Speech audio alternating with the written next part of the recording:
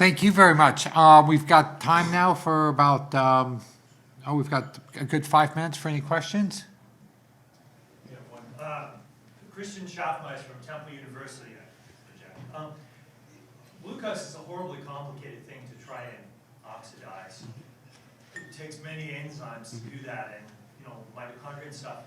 Have you thought about just if you were breathing hydrogen mixed with oxygen, and what kind of particle pressure of hydrogen you could see in the bloodstream, and then you could just use fuel cell sort of technology to generate power that way?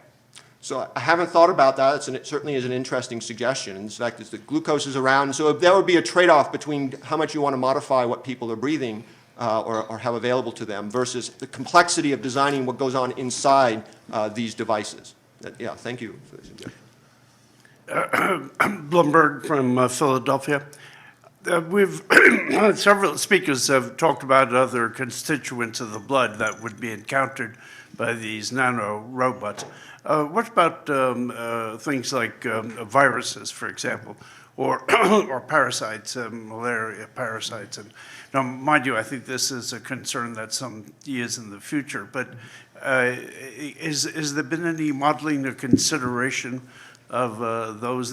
These would be common in areas where in viruses, bloodborne viruses are common, or where malaria or filaria, for example, which have pretty good size objects in the blood.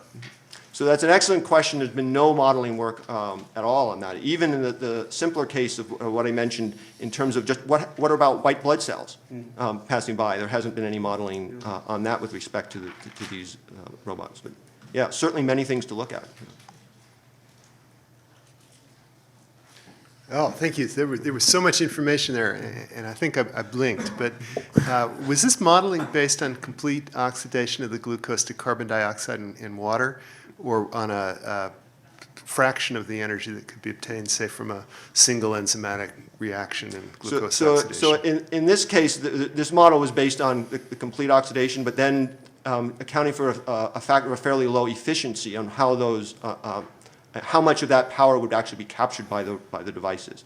So when I talked about tens of picowatts available, and then say, well, what could the robot get from just 1 picowatt?